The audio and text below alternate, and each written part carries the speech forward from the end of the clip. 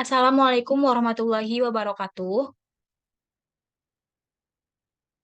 Baiklah, di sini kami dari kelompok 6 akan menjelaskan tentang tugas ekonomi politik, yaitu mengkritik visi dan misi terhadap calon presiden dan wakil presiden dengan nomor urut 2. Sebelumnya, saya akan memperkenalkan anggota-anggota saya.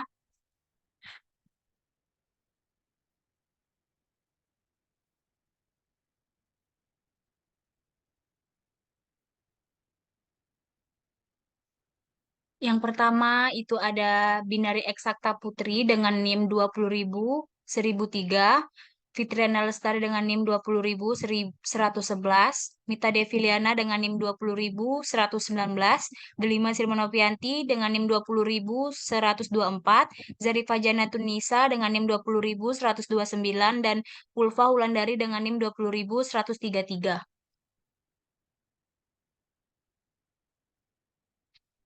Baik, langsung saja dengan pembahasan pertama, yaitu presiden dengan nomor urut 2 dengan calon presiden Letnan Jenderal TNI Purn Haji Prabowo Subianto yang lahir di Banyumas, Minahasa dengan tanggal lahir 17 Oktober 1951. Beliau adalah seorang politisi, pengusaha, dan perwira tinggi militer Indonesia berdarah Jawa, Banyumas, dan Minahasa. Karena keluarga ayahnya berasal dari Kebumen dan Banyumas dan ibunya berasal dari Manado. Ia menempuh pendidikan dan jenjang karir militer selama 28 tahun sebelum berkecimpung dalam dunia bisnis, politik, dan pemerintahan. Pada tanggal 23 Oktober 2019, Prabowo dilantik menjadi Menteri Pertahanan ke-26 Republik Indonesia dalam Kabinet Indonesia Maju untuk periode 2019 hingga 2024. Selanjutnya ini ada wakil presidennya, yaitu Bapak Gibran Rakabuming Raka yang lahir pada 1 Oktober 1987. Beliau adalah seorang pengusaha dan politisi Indonesia yang menjabat sebagai Wali Kota Surakarta yang dilantik pada 26 Februari 2021.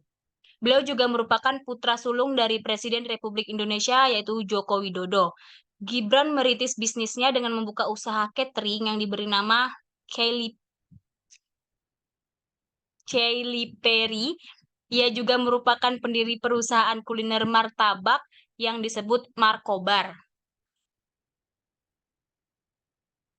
Visi Bersama Indonesia Maju menuju Indonesia Emas 2045. Misi 1. Memperkokoh ideologi Pancasila, demokrasi, dan hak asasi manusia atau HAM. 2. Memantapkan sistem pertahanan keamanan negara dan mendorong kemandirian bangsa melalui swasembada pangan, energi, air, ekonomi kreatif, ekonomi hijau, dan ekonomi biru. 3. Meningkatkan lapangan kerja yang berkualitas, mendorong kewirausahaan, mengembangkan industri kreatif, dan melanjutkan pengembangan infrastruktur. 4. Memperkuat pembangunan sumber daya manusia atau SDM, sains, teknologi, pendidikan, kesehatan, prestasi olahraga, kesehatan gender, serta penguatan peran perempuan, pemuda, dan penyandang disabilitas. 5. Melanjutkan hilirisasi dan industrialisasi untuk meningkatkan nilai tambah di dalam negeri. 6. Membangun dari desa dan dari bawah untuk pemerataan ekonomi dan pemberantasan kemiskinan. 7. Memperkuat reformasi politik, hukum, dan birokrasi, serta memperkuat pencegahan dan pemberantasan korupsi dan narkoba.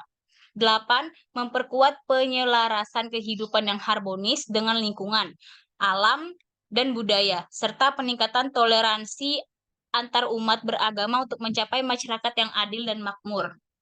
Selanjutnya akan dibacakan oleh Ulfa Wulandari.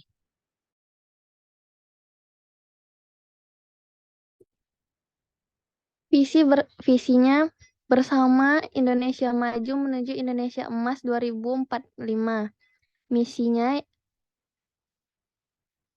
selanjutnya adalah kritik. Kritik terhadap visi misi calon Presiden Prabowo dan Gibran bisa mencakup beberapa aspek. Yang pertama, perlu diperhatikan keterkaitan antara visi dan misi dengan realitas lapangan.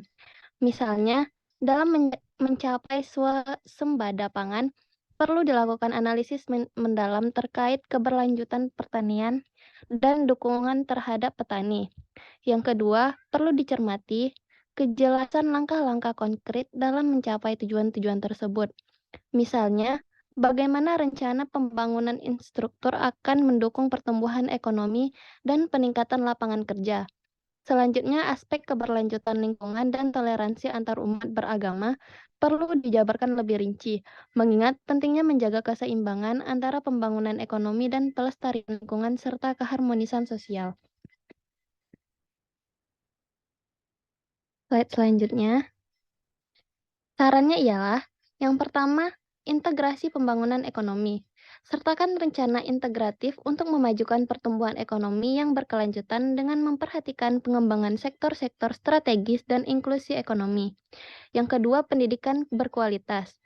Berfokus pada peningkatan kualitas pendidikan dengan merumuskan strategi untuk meningkatkan sarana dan prasarana pendidikan, pelatihan guru, dan kurikulum yang relevan.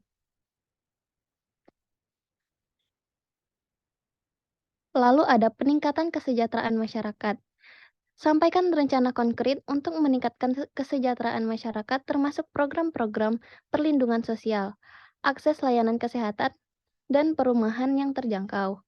Lalu ada inovasi dan teknologi. Tekankan pentingnya inovasi dan teknologi dalam mendorong perkembangan ekonomi dan meningkatkan daya saing global dengan mengembangkan ekosistem inovasi yang mendukung. Lalu ada ketahanan nasional. Tunjukkan strategi untuk meningkatkan ketahanan nasional termasuk keamanan energi, ketahanan pangan, dan keamanan cyber. Sekian dari kami. Selanjutnya akan dilanjutkan oleh Mbak Delima.